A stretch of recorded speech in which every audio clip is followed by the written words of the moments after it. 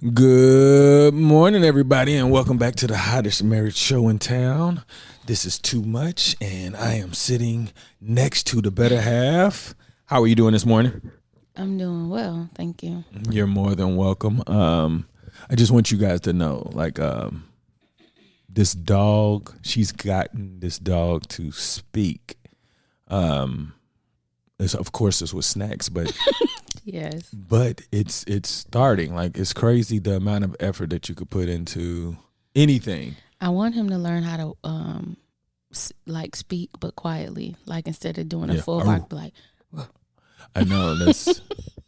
I guess you're gonna have to create some type of sound for him to know it.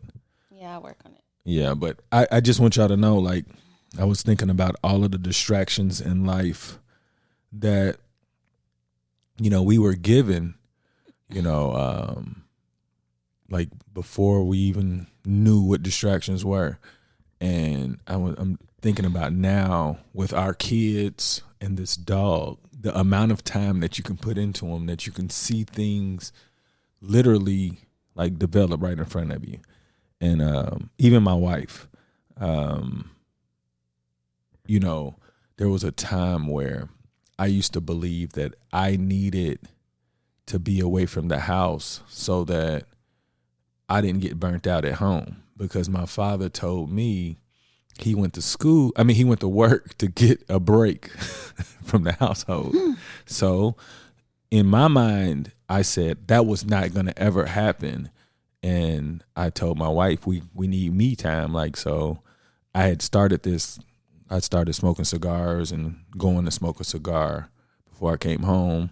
And then when I went to the UAE, I was smoking hookah before I came home. And I was really just like kind of thinking, I really was trying to protect myself from not wanting to be with my family all the time. That's crazy. It was. And it's still crazy, because I think about all of the time that I've wasted on being afraid of something that wasn't going to ever happen.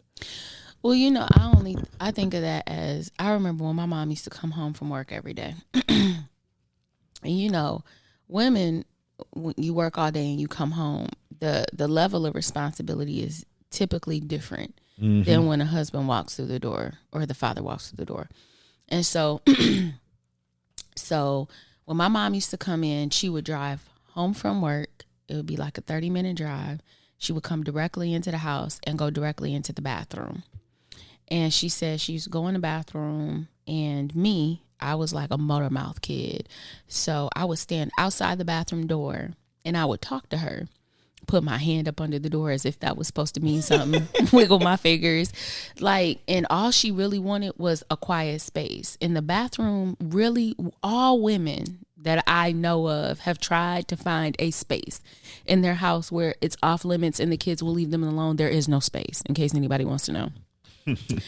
And so I realized that there's no space in the home. And what I used to do is I would drive home and I would park in the way our house initially was set up in Atlanta. The garage was the lowest level, and it was behind it was a townhouse. And so nobody knew I was there. I would drive home, and the drive home was it could be up to an hour and a half for me because of Atlanta traffic. But even though I would ride home and you feel like that should be enough, it wasn't. I needed time to sit and not have to think. And so I would park in the driveway, but I would not open the garage door. You open the garage door, everybody comes to the door looking for you.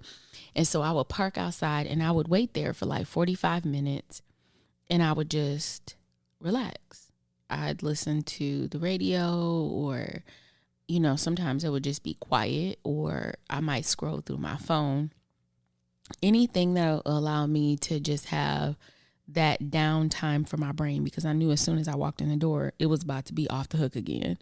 So I understood you having a time in between work and home.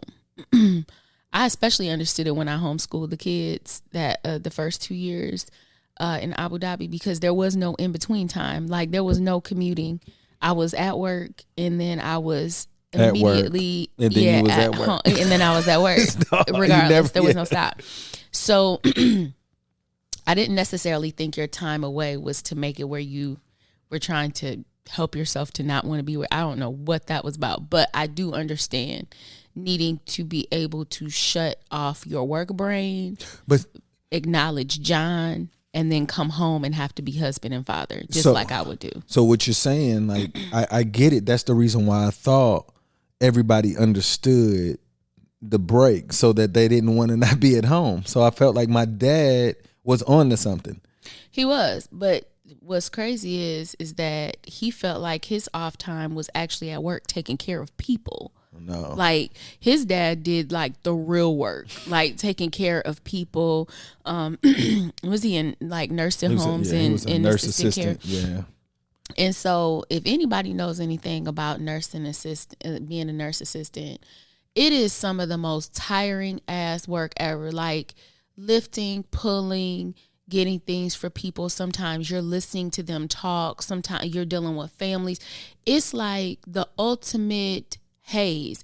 And me being a nurse, I felt every bit of that. And I understand that our CNAs had more patients than we did. They had more people to go see, more to manage.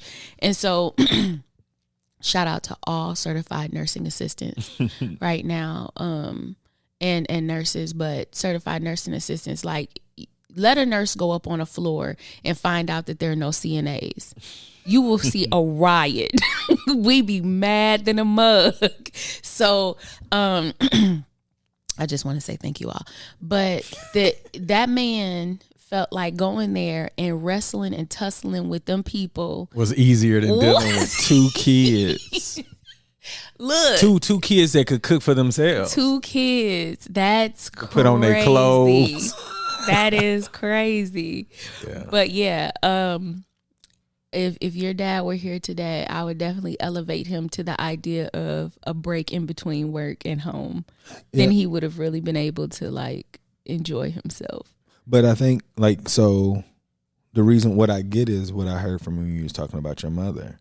Like he was bombarded like abruptly with all of the stuff that your mother had been groomed or been participating in, and my father was like all of this just like pow. Yeah. So what's so crazy is that I don't think it was as bad. I think my father had some of the responsibilities that women have that he didn't know he was supposed to have, because I don't think my mother knew she was supposed to have those responsibilities either. Yeah. Your mom was the younger sister, right?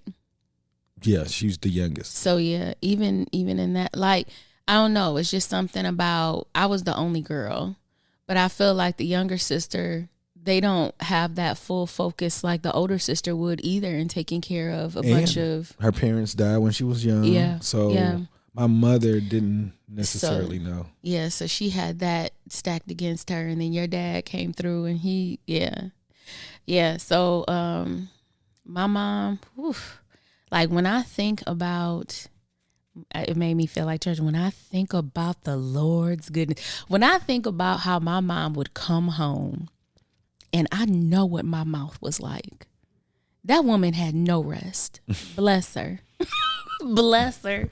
Because, you definitely need that in-between time. So I wasn't mad about you and cigars. I wasn't mad about you and hookah. I felt like I understood completely. Like you just need that moment. Unfortunately, not everybody can afford to have that. I mean, we had to do some moving around the schedules to make sure that kids were picked up and all that other stuff. But yeah, that time away is necessary. Well, I don't necessarily. I think I need it, but I don't think I need it every day at all. Like before, like I said, I was in the mindset that it was necessary in order for my family to function, and now I realize that that I didn't have all the information, to create some of the ideas in my head. Because I don't know how much you've recognized, but by me being home, I've recognized the growth in everybody, and even specifically the relationships with me versus before, because you were ultimately the caregiver, the nurturer. And even though I thought I was doing stuff by, trying to say that I was doing 50%, I really did think that, Remember I told you, like, I was like, if you ever leave me, I don't want you to say that you were doing all the work, and it's so crazy that you were still, like, doing all the work. Hey, it's a funny exercise, y'all. So while we were apart, we were preparing for him to come back here, and I said, I want you to list off all of the things you feel are necessary for a household to run. And I'm going to list off all the things I feel are necessary for a household to run. And then we're going to compare them. So, y'all, he sent me like a list of 12 things. One of them was like, make sure that there's laughter. Like, and I came through with making sure that there are toiletries. Making sure that they're like. Well, see, I didn't think about that. But like, I want you to know, like, I didn't, like, if we needed toilet paper, I would bring toilet paper. Wait. But I will say this, though. You did show me that there was a different level of actually covering the entire house. Yeah. Like, your scan is different from my scan. Yeah, he was like, pay the bills, make sure this, make sure that, the big ticket items, but the things that make a household run. On a day-to-day. It's like the list I sent him was astronomical, but it wasn't even complete. And he was like, oh, so because you put a little more detail, some of those tasks were in this task. And I did feel like that when I saw that too, because I was like, but in order for me to really understand, I had to want to become this person though, because I'll even say, even at the beginning, there are certain parts that I was like, did she really do this? I just didn't understand. For real.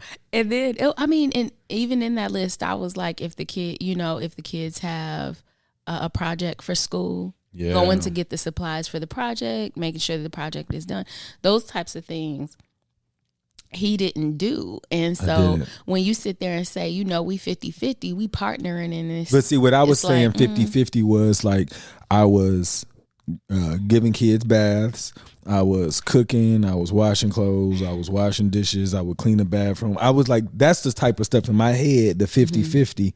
I didn't consider like just the things that I didn't know to think about though. Right. And so then that so that is if y'all ever want to try that. Just list off, what do you think is necessary, and watch how the list for the person who does less of the household things, look at the difference in what you think is important versus what your partner is like, oh yeah, and this and this and this, because then it puts into perspective like, dang, I could be helping more. Yeah.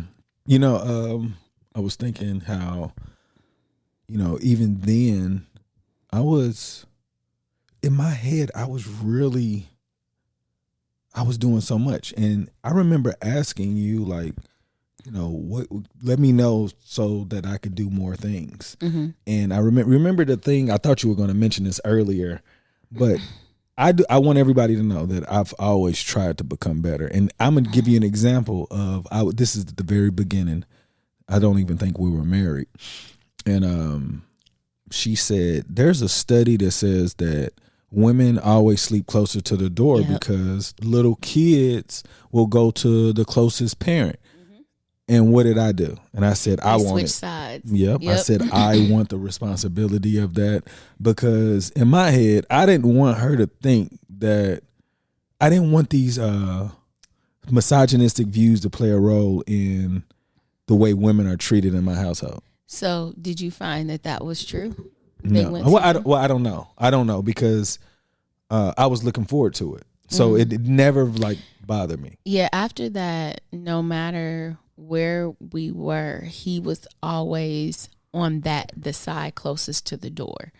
But it did, because when Day was having those nightmares, you remember you would go and he would never let the kids sleep with us. But he would go and take her back in her room, and he would lay on the floor until she went back to sleep. Mm-hmm. And I don't think Dallas ever really had that. No, he didn't do it as much as Dave. He did it, but he wasn't a problem. But I didn't have to wake up for it. It definitely, yeah. But I didn't like I said, again, in my head, I was trying to create a relationship that, it was some selfish shit though. I was trying to create a relationship that you couldn't have.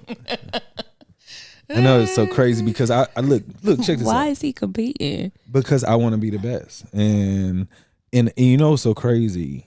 That list that you were talking about, I was really trying to be creative. Yeah. I was. And this is what I got from it, just listening to it. Like, I literally was doing the things that I thought I was supposed to be doing. I had no idea about the other job responsibilities that she was thinking about or was already thinking about.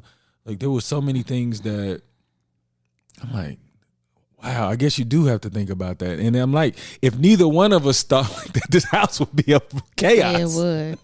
It would. But you know what? I do challenge. I would like to believe that we have an equal amount of people that listen to this as far as male and female. So I definitely recommend you guys to do that in your household.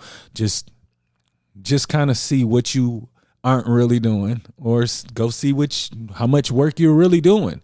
And then that's when you kind of like communicate and say, hey, this is the reason why I feel this way, because I didn't realize that these norms is really tiring, and your norms as a man is a lot easier than my norms. Yeah. Look, but I was talking to some married friends before, and they were talking about how they were, complaining to their husband, and their husband is like, oh, I can do this, I can help you with this or whatever. And so one of the wives was like, if it's so easy, why don't you trade places with me? He was like, oh no, that's all right. It's because in your spirit, in your spirit, no, y'all don't want our responsibilities. Well, so now me, I wanted it, and the thing is that you didn't know how to teach me. Oh, that's the other thing, is I do have a problem with delegating, because I feel like you want it done a specific way. Yeah, and you don't care. And you be like, look, I want to do it how you want, but you be doing too much sometimes, so I'm going to do it like this. And that's where I needed to grow, because do I want help, or do I want everything to look the way I want it to look? And I had to make that decision. Like, so what if he don't make the bed the way that I would make the bed? Did he make the bed? Thank God. Oh, my bed's not good. No, that's an example. I'm fine with how you make the bed. Like, look, I don't have a problem with doing it the way you want. You have to tell me what you're looking for, so that I can make sure that those are covered. And to be able to take the moment to, and you even say this about, why don't you just teach the kids to do whatever? It's the time it takes to teach someone to do what you want, when you could just do it yourself and move on. It's saying to yourself, I'm going to take the time now to be very thorough in teaching them, so that this is something that I can hand off to somebody and not worry about. But I be sitting there like, look, it's going to take too much time for me to get across what I need to have done. I'm just going to do it myself. So, I would shoot myself in the foot most of the time. The reason why I'm a high advocate on teaching the kids, whatever, because, when I used to look at social media on a regular, you would see like people our age with kids our age, and they cooking for them, and like, look at this is what the kids did, and I was like, I wonder how much did they do? But I'm like, if you see the parents, they still in the bed, and I'm like, well, they didn't get out of the bed to go help them clean it and then get back. So I'm like, my goal, what I see is, I don't have phases in this, because I see my kids actually cooking for us before we wake up. They was like, well, our parents wake up early, let's do this.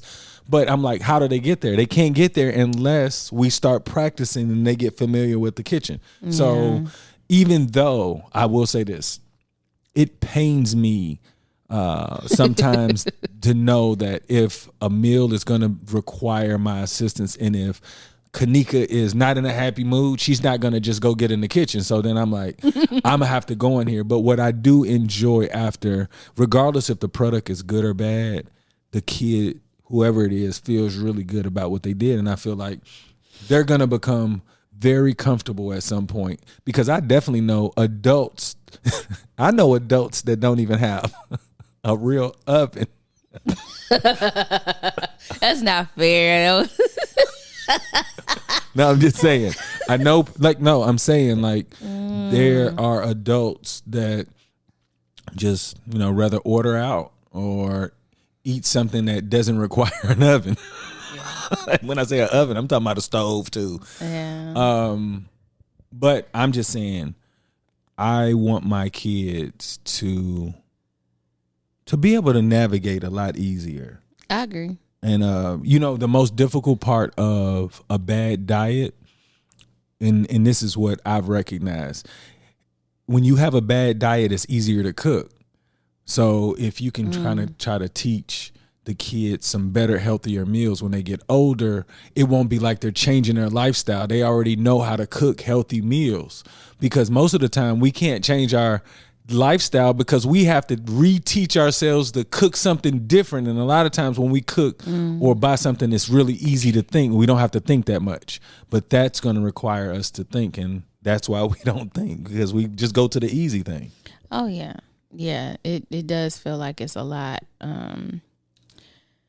to cook healthy meals, but you know what? The kids are enjoying it. They enjoy all the little different. Oh, I need this season. They made sandwiches from scratch last night, and look, I was like, "What?" But here I go. She said, "I'm making sandwiches," and she comes in. She was like, "I don't know. Am I supposed to use the garlic salt or am I supposed to use garlic?" Like I'm trying. I said, "Where is the can?" She's like, "Yeah." She was looking. Look. Kanika really was like, "Where's the package to just like mix it all together?" They had the only thing we didn't have was Worcestershire sauce, and it said only a teaspoon of it, but it really tastes good. It did taste good, but it's so funny because I was looking like, look, this is not hard. You brown the meat and then you put the can in there. She was talking to me about garlic sauce, girl. Yes. But yeah, when I figured out, I said, "Oh my God." Yeah, but they're enjoying it, and the sandwiches was an Impossible Burger too, so they're really trying to do the right thing. As far as when I say the right thing, a healthier choice. Please forgive me. Yeah, an Impossible Burger, yes, processed, but at the same time, it's easier for our body to get it in and out. But the point is that I would have definitely put a can in her hand. But she and her dad toughed it out in the kitchen and made it basically from scratch. So it was really good. And I guess if you always know it that way, it's nothing to do it. Yeah, like if you know how to make things the most difficult way, everything else is going to be easier. These kids be in Pinterest for real. They do. And I enjoy it. I don't like maybe 30 minutes to an hour before it has to happen, because I'm trying to figure out if I'm the one that's going in the kitchen. He usually is. But I am looking forward to like another year or two, and then it's going to be like, well, I don't even think it's going to take that long, because even Dallas on some dessert, well, all of them, they don't even need as much assistance. Dallas don't need help on certain things. So I think eventually it's going to get to the point where they're going to be good at it. So I'm excited about them turning into these little people that it's going to make it very easy for us as we get older. Oh yeah, I do project that soon it won't even be us being the sous chef. It'll be one of them helping the other ones. So look, we trying to hand off as many of these tasks as possible. Look, I feel like Louis Anderson and Coming to America be like, right now I'm washing lettuce. Next week I'll be on fries. Hey, and then the grill. We're about to send them into cleaning bathrooms. Oh yeah, so they're doing pretty good at cleaning the tub after themselves. Yeah, and just getting them to be more mindful of cleaning as you go throughout the week and not having like a big old. Like, I be looking at that sink sometimes, like, how are y'all brushing y'all teeth in that sink? You need to clean it. And so going in there and telling them, okay, you need to rinse this off. When you finish doing this, do this. It's those types of things that when they walk out the door, whether they're the girl or the boy, I want them to be able to manage their household and not live in filth. Filth, so they can eat and they can clean and they're good to go. I want them to be the perfect roommate. Oh my God, yeah. You know, like somebody who cleans up. Like, I'd rather for them to complain about somebody not being as clean, but I don't want them to be the OCD kind of people either. I don't think they will ever be the OCD people, but I do want them to be the perfect roommate to whoever. It's like, you know what? They always paid their rent. They cooked and they cleaned after themselves. Yeah. And they stayed in their room most of the time. Right. Because that's what they do. They don't be trying to bother nobody. You know, so I am curious though, as to anybody who is listening, like what type of tasks do you have your kids doing now? Ours are like 13 or 14 now. Yes. So what do y'all have them doing? Well, you know, before in the UAE, you got them to wash their own clothes. And oh yeah. So that was pretty cool. Because I didn't start washing clothes I think the first time I washed clothes was like a junior or sophomore. No, I might have been 8th grade because remember you used to get black pants, and if you wash them, they would fade. So yeah, I used to dye them back black. Oh, yeah, because I couldn't buy another pair. Oh, I used to like wash them inside out and then line dry them. Really? Yeah. Well, line dry them. I had a laundromat. I had a laundromat. So, you know, I will say this. Those people had to be mad because, you know, the dye. Oh, my God. Really? You know, I had to have black pants. Oh, my God. Look, black pants were so, like, you would wash them and then they'll have those creases with be like white. Yeah. I'm like, man, this is horrible. So, like I said, I just dyed them. And they would get all on my socks and like when I wore them. On your shoes. Yes. Look, the things that poor people did to like just look like that they weren't poor. Maintain their clothing. Yeah. Yeah. So, you know. Hey, what were we talking about? Chess King. Here we had Chess King where you would buy the clothes and it had the collared shirts and the pants. And it'd be like the collared shirts would be like $15 or something. What was it called? Ours was called Chess King. But then when you washed them, the mugs would shrink up. They would get all misaligned with the seam, and they'd be ashy in the mug after the first wash. I cannot. What is the store I told you? JJ something. JJ's or something. We had a JR something and JR Riggins. JR Riggins. No. So the reason why I can say this is because I know they've gone out of business. Look, I'm gonna tell you. So I had a very good friend of mine, Jaron Ferris. I just want y'all to know that Jaron Keith Ferris, he was the richest person I had ever known at that time, and he used to always dress fresh. And of course, you know, he was definitely way more polished than I was. But he ended up getting a job at a clothing store, J.R. Riggins, and you know, like Kanika was just telling y'all, like the stuff was cheap, and you know I was washing out of the laundromat, so you know you wash it one time it would fade, and his clothes never faded. And you know I always thought like, you know, when I get rich, I'm gonna get my own washer and dryer because maybe it wouldn't do it. Because you know I used to ask him, "What are you doing?" He's like, "I turn it inside out and then hang dry it." And I was like, man, I did all of that. That never worked. And the way that I looked at it, I just figured that since he worked there, he just had unlimited amount of clothes. He was just buying that $10 shirt every week. Yeah, he stayed clean. Like I just never understood how his clothes always looked new. And after one wash, it was over. Oh yeah, Chess King. Like you know how like you would buy like 3 or 4 outfits, it would come up to like $80. Yeah, and then with the pants, and then like if you wanted to stretch them out, you would use the pants for another shirt. Mm-hmm. But everybody knew it was the pants you wore because they were faded. When you out, it was like, man, them the same pants. Yeah, I miss those clothes. Oh, I don't. I don't miss, but they were super cheap though. You know, it's like, oh. Well, I don't. I really like my attire now.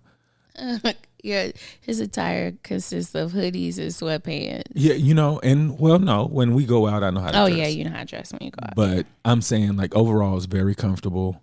I don't have to worry about people. I don't really care anyway. Like, what do you got on? Like, I'm just one of those people that can just disappear. Like, okay, I don't have nothing, and somebody says, "Ooh, look, what kind of shoes you got on?" Or that's a clean outfit. And it's just like I'm an extra in their movie. Yeah, okay. Yeah, they will not see me at all. And that's what I want. And this is also what I told her. I said, once we actually become well known as far as our faces, we wear masks in public, so we're gonna be good. So people say that they don't like they don't like that part of it because they can't get away. But we've been practicing masks fairly like every day, like when we go out in public. Of course, when we sit at the table, but I enjoy the mask because we don't look like weirdos. Before we would look like a weirdo. Yeah, I love the mask too. And I hope that people don't even know who I am. Not because I'm worried about what I look like, but because I don't like to talk in public. Look, check this out. I really am a nice person, y'all. She is. No. She can portray a nice person, but overall, she does. Like, you don't want to be nice to people. I do want to be nice, but I don't want to look. I'm processed. I like to have the least amount of interaction with people possible because I like to be relaxed. And when I have to process things and talk to people and stuff, it means I have to think. And I don't want to. I want to just enjoy, like, if I'm walking through a store and I'm listening to, this is the one thing that gets me. When you're walking through a store and you're listening to music and you're just, you're just doing your thing. You're enjoying your music and somebody stops to talk to you and then they want to like ask questions and stuff. You taking me out of my me zone. I don't like it. Oh my God. And look, check this out. She is totally different from me because I literally go hoping for a conversation. Oh, it's so crazy. I do. Like, I hope, like, I'm shyer than what most people that know me would like to believe. Like, I can't really just go start a conversation, but I can definitely participate in one. Mm-hmm. So if somebody says, "Hey, how are you doing?" I can say, "Hey, how are you doing?" And I'm still shook. But if they ask a few more, like say a few more words and make me feel comfortable, I can get into a conversation. But before that, I mean, they definitely need to break it. But Kanika hates all of that. I don't hate it. It's just, I have to be in the mood for it. Like, hate is extreme. Maybe this. Yeah. When I go somewhere, like, I like to go to the river and sit, and I will sip on my drink, and I'll watch people like MSU. They practice crew. Yes. Is that what it is? I'll watch them go by. I'll look at the trees across the way. Like, that is good to me. If I were to, and this is the problem. Like, where I go, I see a lot of people walking. And if I sit on one of the benches, I'm more likely to have to, like, especially if I took Kingston with me, which is what I used to do, then I have to talk to people about my dog. Or they might stop and say something. It's a lot of interaction, and I don't want any. And so it's really, really hard. But then there are other times where I go places and people will talk to me and it's not a problem. I'm not in that headspace. So I'll be like, oh yeah, da, da, da, da, da, da. I can have a conversation like if we were sitting at a BW3s or something and somebody mentioned something or they say something, a bartender or somebody sit next to it, that's cool. But you know what? And please don't judge me, y'all, because I know I'm not the only person in the world. I like to exchange maybe up to a seven exchanges. Like, oh, da da da da, yeah, da da da da da da da, yeah, da da da, and then I want it done. Small talk champ. I want it done, and then I can get back to my life. But I'm gonna tell you this. So listening to you, right? It's crazy. I would rather have a solid conversation because I know. Because I feel like my time's not going to be wasted. Like if I talk to somebody within those 7 exchanges, I can determine, what kind of conversation we're going to have. See, I'm hoping the conversation ends. I know at that's the what I'm saying, 7th. but I already feel like if you've already got me that long, I'm invested because you've already wasted too much of my time. So I have to make it count. It better. Okay. So I want to just, yeah. I don't know. I like to interact with people, but I don't want it to be I don't want it to take up my entire 5 minutes. Well, yeah, you know, when I go places, I really go to just enjoy myself because I really like myself. And I like to, And you should. yeah, I mean, like I think of certain things, or I like music, or I like, I like atmospheres and things. And I love to meet people. I do. I love to meet people and learn about them, but then I want there to be a nice clean stop somewhere, and you can't do that because not everybody is like that. Yeah. So I am flexible.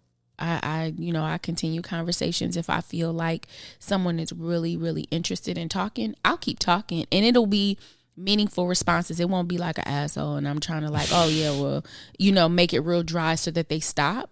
But if they give me a moment to stop the conversation, I'm taking it.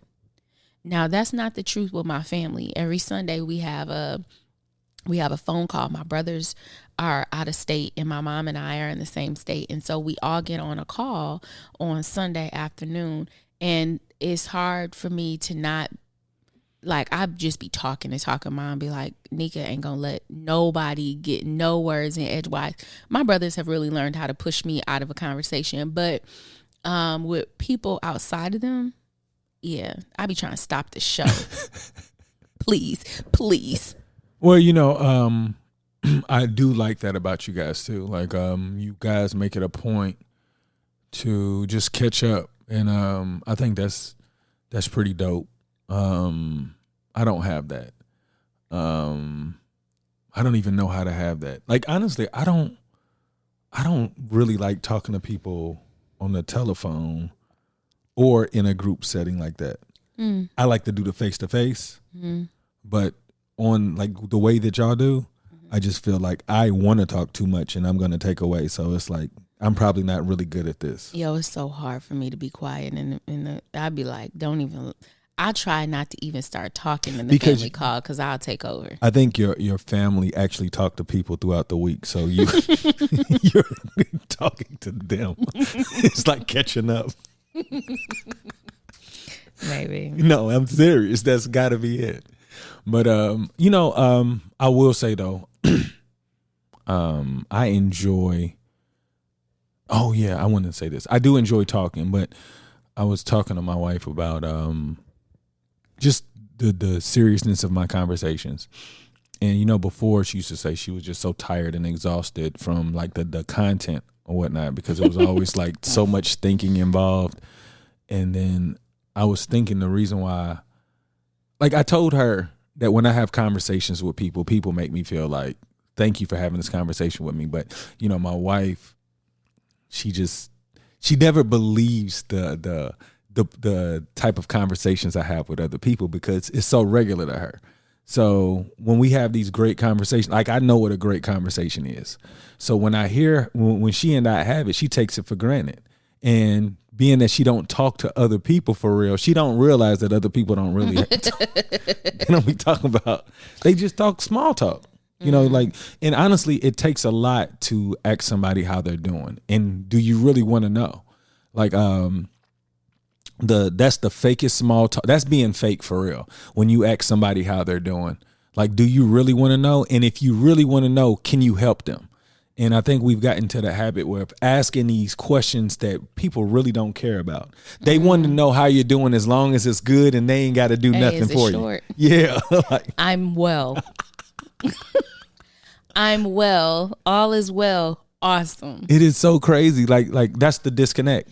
Okay, so if somebody said, you know what, everything is not going well, then what? And I think people feel that level of pressure to say it's going well even when it's not. I want y'all to know, if I ask you how you're doing, I really do mean it. So I know I don't like to have conversations, but it's the social worker in me that is just like, how are you doing? And if they say, things are not going well, okay, well, dang, well, what's happening?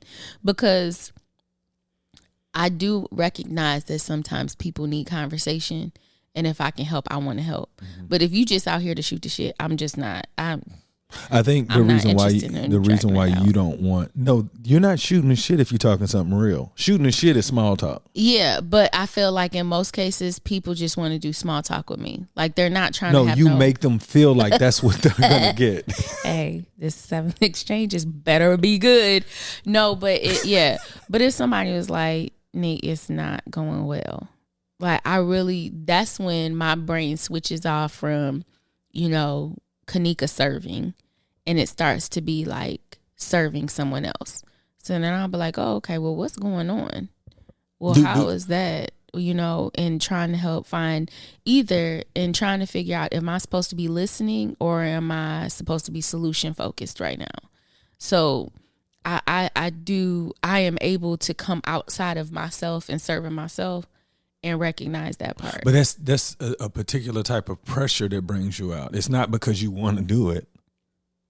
No, I never want anyone to pass by me and leave their presence with me and feel bad. If there's something that I can do, I immediately stop being selfish. Totally agree, but I'm telling you that everybody that you have small talk with could use your help. You choose to dictate how the conversation goes because they can tell an unwarm conversation. Like, look, okay. That's cutting the conversation. Come on. Hey, you were so good. Yes. Well, next time. No, because the first question is, how are you doing? Mm-hmm. Now, so that's my first exchange. Now, when you come back with number 2, I'm good, girl. How are you doing? All right. I'm like, I'm doing well. And then I know the conversation can stop in 3 more exchanges. But if you say something is wrong, then I feel you would see it on my face like, oh, okay, so what's happening? So what if I go like, you say, hey, how you doing? I'm like, I'm good, shoot. Okay. I mean, like, so that, right. but that's one of those things. Like, if you like, is that a regular I'm good shoot? Like, I don't know, but you don't care enough to find out. No, that's what I'm not gonna dig and be like, hey, so that's what I'm saying. You sure that you're okay? No, it was like, what kind of good is that? I do know some people that when I talk to them, like if everything's good, they say it's good, but if it's not, they'll be like, Nick, it's not good. You know those people. I'm talking about the people you don't know. Yeah. You don't care enough. I mean, knowing it, and I don't think people just be running around and be like, it doesn't sound like you're okay. No. If I don't know you, how am I supposed to know that's the fake? I'm doing all right. That's not what I'm saying. Come on. I'm just saying that you would prefer not to go down that route, although you're capable of possibly helping them. Yeah. Well, this is the thing. I never want someone to go through the world like sad. You know what I'm saying? Like, I've been depressed before. I've suffered from situational depression a number of times. And thank God that my best friend, from middle school, she's always been a baby counselor. And she can read me. And she's like, something's just not right. Even when I say, Farrell, I'm doing all right. Like, she can tell, and just being able to speak and get things off my chest, it really helps me. So I understand what she does for me, I want to do for other people because I understand how she makes me feel. And so when someone is bothered, I genuinely, I really come out. I'm very selfish with my time and my space because it's good for my mental health.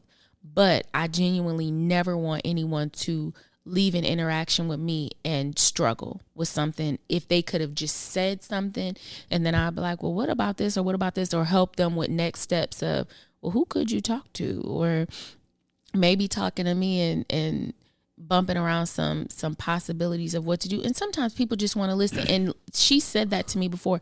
She'd be like, okay, am I listening, or are we trying to figure out what we're about to do? I need to do that too. That's because I often feel like I'm supposed to be helping somebody, and people are like, man, I don't need none of that and I'd be feeling bad too. Mm-hmm. But I'll say this though. There's very few. I think you're like one of the ones that are very few that don't need my advice. Oh yeah. You're one of the very few though. Everybody says, oh, that's good. That's why I say sometimes I don't realize what you've taken from me. You're like, you know what? That was a good idea, because you never say anything. Oh, yeah, I don't. So, but I don't necessarily know what I'm collecting or not. I mean, I just get from a conversation what I want and I move on. But yeah, there are a lot of times where I just want somebody to listen. I don't want a solution. Because I'm gonna find it. But and you are only solution focused when you come into conversations. Well, because I want people to be happy. Yeah, I got you. Happier, happiest, more happier. I want people to like appreciate life on a different level. Like I don't, like when people's like, oh my God, I can't wait for this weekend because we're doing this. I'd be like, I can't wait for this next moment. My wife's next to me. All right.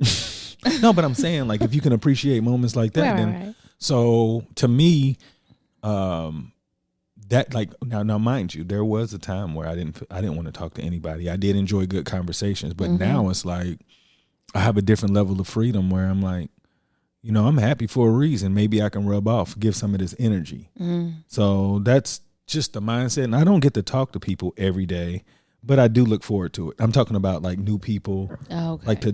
I remember I told you at one point I wanted to purposefully change somebody's life every day. Just having a conversation, whether it's just making them smile or making them know that they're great, and yeah, so that's where I am.